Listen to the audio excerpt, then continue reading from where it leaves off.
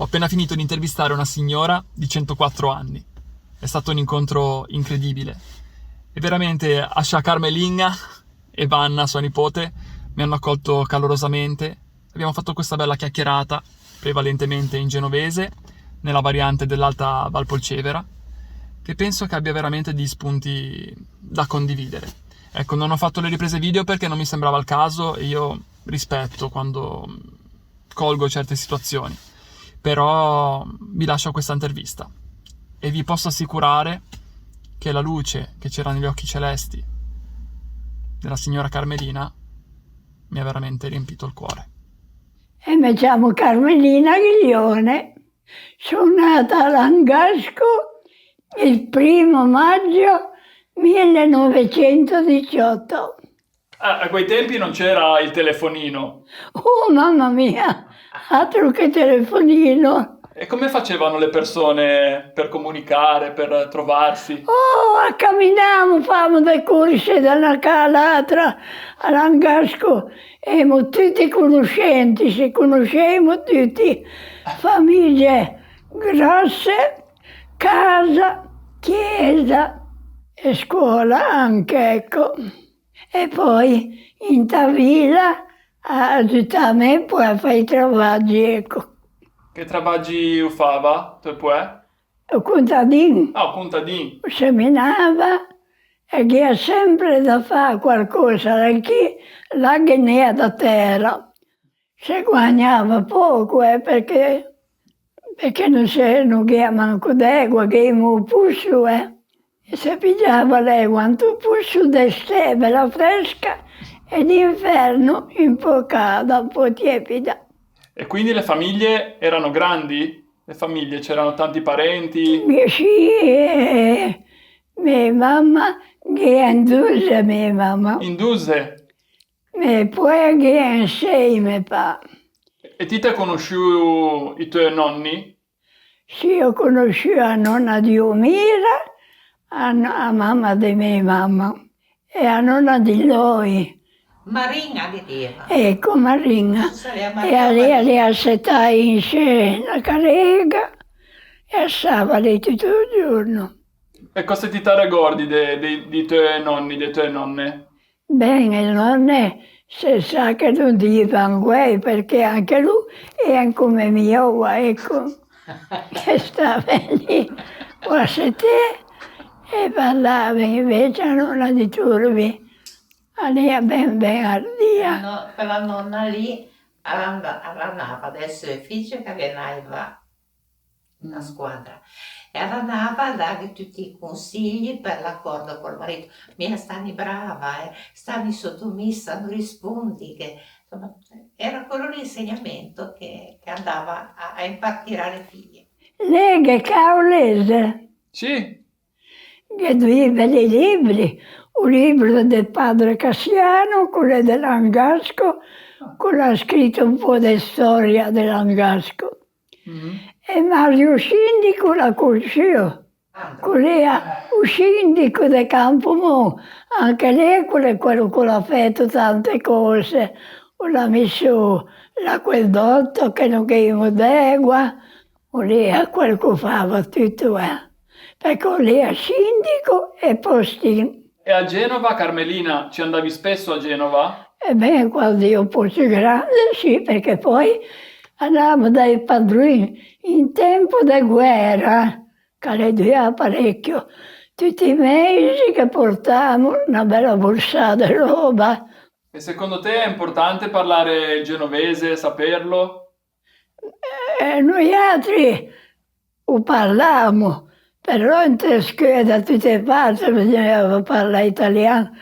E sapeva bello sì parlarlo, ma mi pare che oramai ora l'ho un po' perso, ecco. Durante le tue giornate cosa ti piace fare? Prego, Preghi? vorrà Dio Maria che mi insegna, perché non bisogna perdere tempo, perché mi insegna, abbiamo sempre bisogno di imparare qualcosa da vita, ecco. Non so mai finire di imparare.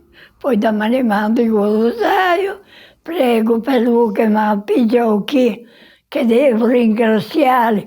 O sa cosa diva mia mamma?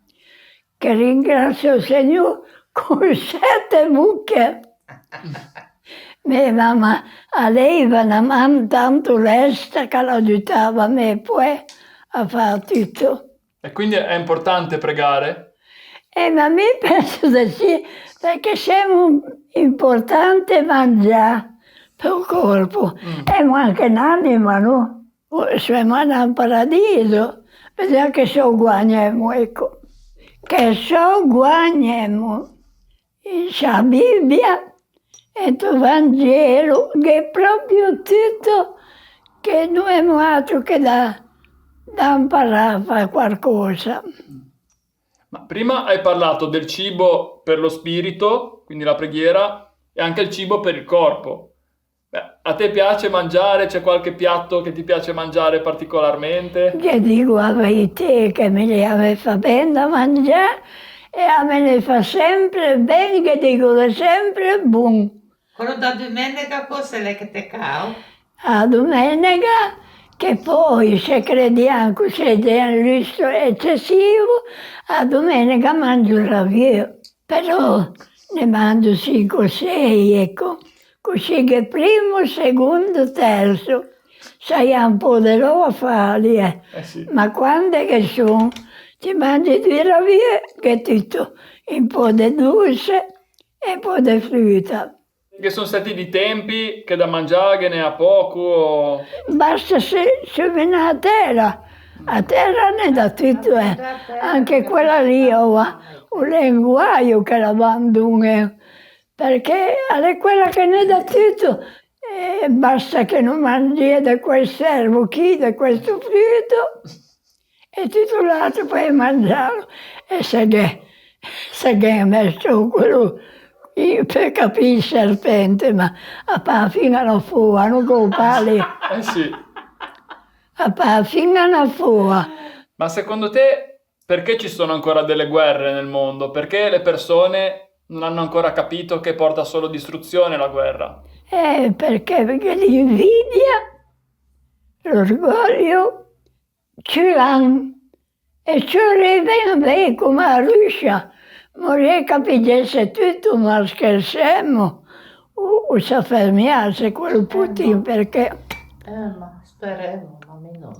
le bestie sono più brave che gli uomini, perché non hai invidia, cattiveria, ognuno ha la sua specie, ma sono più bravi che la gente.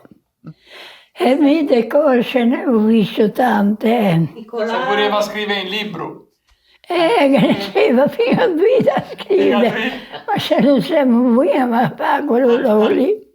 Ma c'è magari qualche poesia, qualche modo di dire che diceva? Poesia su quella di Natale. Quindi Natale era un momento speciale. Certo, andavamo a messa di mezzanotte, poi lì ai frati a Pontedesimo andavamo a dire poesie sul pulpito dai frati di Pontedesimo. Lì è una notte triste orrenda, negra, come un buco. Lì è un gran freddo che si aveva qua a caverna giornodì. E da noi veniva e ne volevano convenire. I paesini di un villaggio erano tutti ancora levé, ma però vicino al fuoco, quasi a dormire. Chi è fra questi una famiglia? Ma gente de caite. 4 maschi con una figlia, tutti grandi zamaiè. Poi già Madonnava, ma il altro che c'è un che da insegnare il timore di Dio ai figli di suoi figli.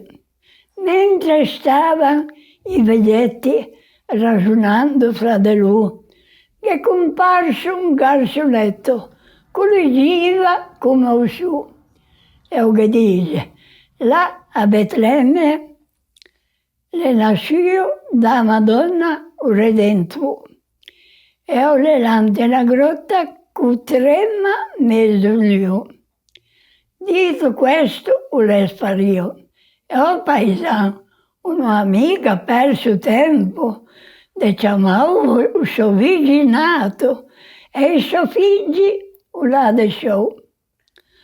Mia, ti, baciccia, fanno te vrei il fascetto d'erba secca stagionale, ti manena, la zunca, e pideve, una cavanina con de gallina. E poi viene con qualcosa. Continuava, Ecco, non è lunga. era lunga. E suonetti, ci riveda la grotta, che ha ancora qualcosa, ma tutta non so, che manca qualcosa. E il resto a pensare a qualcosa.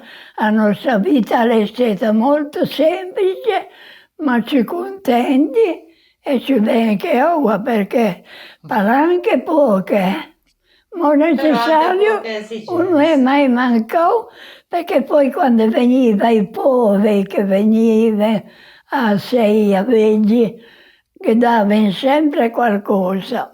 Io a volte ho un po' come l'impressione che le persone di età differenti, di generazioni differenti, non si ascoltino tanto. Secondo te è possibile che queste persone possano dialogare? Ma mio padre sì, perché Dipende un po' dall'educazione familiare. tutto un po' sommato. di educazione e un po' di buon senso, ora dico, morivano tutti d'accordo. Carmelina, sei stata fantastica, bravissima. Sì, Non sono brava, per ti hai detto carità. in meglio delle cose interessantissime, proprio belle. Che del resto poi mi accavolo quando villa, poi lo agitavano tutto. Per esempio, che travaggi ti fai? Che già finita poi a cose frie perché lui va a stanotte arranca erba quando seminava e il resto poi in un bosco che teniamo un bosco come fiore. Poi che è vacca, capisce che è un erbo grosso di sesa e lì ciasca che godeva a saluta. Meno male che se può sono lì, tenite da quel rame. Mi sono tenuta, poi io mi porto un tocco di sca, vanno su e sentite perché tremava tutta, perché lì è grosso è quell'erbo. Il è enorme. Ma insomma di lei ne abbiamo fatto, ecco, non siamo stati in ozio.